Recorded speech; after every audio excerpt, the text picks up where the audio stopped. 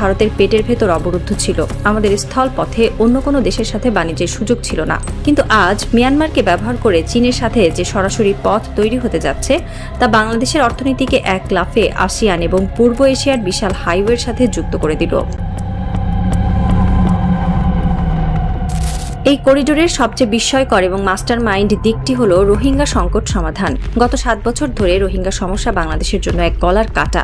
আমরা সারা বিশ্বের দাঁড়ে দাঁড়ে ঘুরেছি, জাতিসংঘে কেঁদেছি, কিন্তু কোনো লাভ হয়নি। কারণ মিয়ানমারের জান্তা সরকার কারো কথাই শোনে না। কিন্তু মিয়ানমার কার কথা শোনে? মিয়ানমারের জান্তা থেকে শুরু করে আরাকান আর্মি সবারই রিমোট কন্ট্রোল রয়েছে চীনের হাতে। যখন মিয়ানমার এই ইকোনমিক করিডোরের সাথে যুক্ত হয়ে যাবে, যখন তাদের নিজেদের ভূখণ্ডের ওপর দিয়ে চীনের $1 ট্রিলিয়ন বাণিজ্য প্রবাহিত হবে, তখন মিয়ানমারকে শান্ত রাখা চীনের জন্য একটি ভূ রাজনৈতিক বাধ্যবাধকতা হয়ে দাঁড়াবে। চীন যদি চায় যে বাংলাদেশ এই করিডোরে রাজি থাকুক, তবে চীন নিজেই উদ্যোগ নিয়ে এই রোহিঙ্গা সংকট মিটিয়ে ফেলবে। চীন ভালো করেই জানে রোহিঙ্গা সমস্যা জিয়ে রেখে এই করিডোর সফল করা সম্ভব নয়। তাই এই করিডোর চুক্তির মাধ্যমে বাংলাদেশ আসলে এক ঢিলে 3 পাখি মারল। চীনের সাথে সরাসরি বাণিজ্য পথ তৈরি হলো, ভারতের স্থল বাণিজ্যের উপর নির্ভরতা চিরতরে শেষ হলো এবং রোহিঙ্গা প্রত্যাবর্ষণের গ্যারেন্টি চীনের ঘাড়ে চাপিয়ে দেওয়া হলো। এই করিডোর শুধু অর্থনৈতিক বা বাণিজ্যিক নয়, এর সাথে জড়িয়ে আছে চরম সামরিক নিরাপত্তা। যখন চীনের পণ্য এবং বিনিয়োগ এই করিডোর দিয়ে বাংলাদেশের মোংলা বা চট্টগ্রাম সমুদ্র বন্দরে পৌঁছাবে, তখন এই পুরো রুটের নিরাপত্তা নিশ্চিত করা চীনের জন্য এক পরম দায়িত্ব হয়ে দাঁড়াবে। অর্থাৎ এই রুটের 2 প্রান্ত চীন এবং বাংলাদেশ দুজনেই এক অলিখিত সামরিক এবং কৌশলগত সুরক্ষার ছাদ উপভোগ করবে। আর এই পুরো স্থল যোগাযোগ এবং সমুদ্র বন্দর সবকিছু যদি চীনের লজিস্টিক চেইনের সাথে যুক্ত হয়ে যায়, তবে ভারতের কি অবস্থা হবে? সবচেয়ে বড় টেনশনের জায়গা কিন্তু এখন ভারতের ভেতরে এখন রীতিমতো তোলপাড় শুরু হয়ে গেছে। কি হয়ে গেল এটা? তারা ভাবছিল হয়তো সামরিক সহযোগিতা, সামরিক চুক্তি বা তিস্তা মহাপরিকল্পনা নিয়ে আলোচনা হবে। তারা আমেরিকা এবং পশ্চিমাদের সাথে মিলে তিস্তা বা সামরিক চুক্তি আটকানোর সব প্রস্তুতি নিয়ে রেখেছিল। কিন্তু তারেক রহমান এবং শি জিনপিং অত্যন্ত সুকৌশলে ওই বিতর্কিত ইস্যুগুলোকে আপাতত সাইড লাইনে রেখে এমন একটি বিষয় সামনে নিয়ে এলেন যাতে কারো আপত্তি করার কোনো গ্রাউন্ডই রইল না। এটি একটি অর্থনৈতিক করিডোর। এখানে সরাসরি কোনো সামরিক চুক্তির নাম নেই, কিন্তু এর ইম্প্যাক্ট বা প্রভাব যে কোনো সামরিক চুক্তির চেয়েও কয়েক হাজার গুণ বেশি। বাংলাদেশ কেন এই বিকল্প রাস্তার জন্য মরিয়া ছিল? ভারত গত কয়েক মাস ধরে বলতে গেলে বাংলাদেশকে আক্ষরিক অর্থেই অবরুদ্ধ করে ফেলছিল।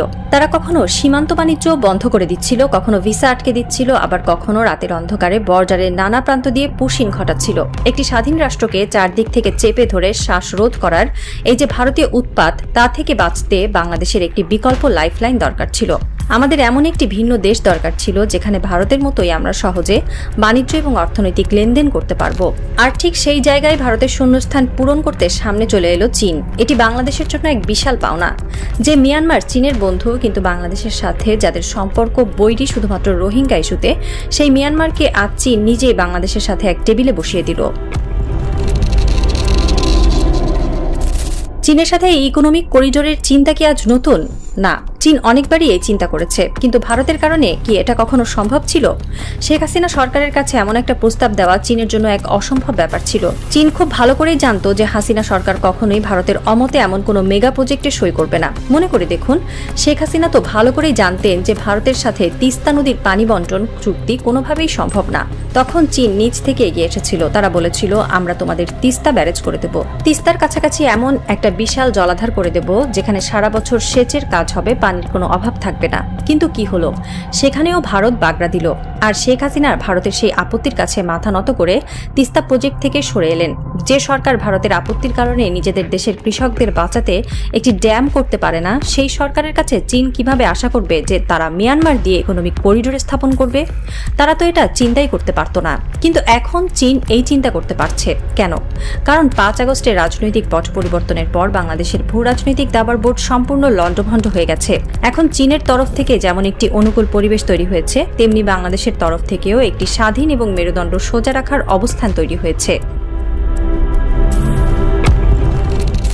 বাংলাদেশ খুব ভালো করেই জানে যে ভারত কিভাবে নানাভাবে বাংলাদেশ থেকে তাদের সুবিধামতো সবকিছু আদায় করে নিয়েছে। ট্রানজিট থেকে শুরু করে করিডোর সব নিয়েছে ভারত। কিন্তু যখন বাণিজ্যের কথা এসেছে তখন দেখা গেছে বাণিজ্যের ভারসাম্য একেবারেই ভারতের অনুকূলে। ভারতের সাথে বাংলাদেশের বাণিজ্য ঘাটতি ব্যাপক এবং অমানবিক।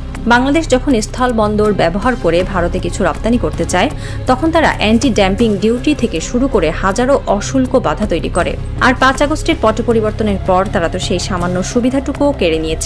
সুতরাং বাংলাদেশের জন্য একটি বিকল্প রুট শুধু দরকারই ছিল না, এটা ছিল আমাদের বেঁচে থাকার প্রশ্ন। এমন একটি জায়গা দরকার ছিল যেখানে বাংলাদেশ সহজে বাণিজ্য এবং বিনিয়োগ করতে পারে। সেই রুদ্ধদ্বার পথটা আজ এক ধাক্কায় খুলে দিল চীন। ফলে এক অর্থে এই ঘোষণার মধ্য দিয়ে ভারত কিন্তু চরমভাবে ধরাশায়ী হলো, ভালো মতোই ধরাশায়ী হলো।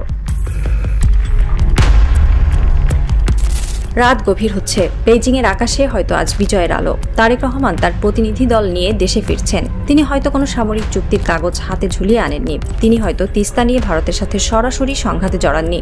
কিন্তু তিনি এমন একটি করিডোরের নীল নকশা নিয়ে ফিরছেন যা ভারতের পুরো অ্যাক্ট ইস্ট পলিসি এবং শিলিগুড়ি করিডোরের অহংকারকে মাটির সাথে মিশিয়ে দিয়েছে। একটি রাজনৈতিক এবং ভূকৌশলগত থ্রিলার আজ তার সবচেয়ে চরম এবং শ্বাসরুদ্ধকর ক্লাইম্যাক্সে এসে দাঁড়িয়েছে। দাবার বোর্ডে ভারত হয়তো ভেবেছিল তারা ভিসা চালুর ললিপপ দেখিয়ে ঢাকাকে বশ করে ফেলেছে।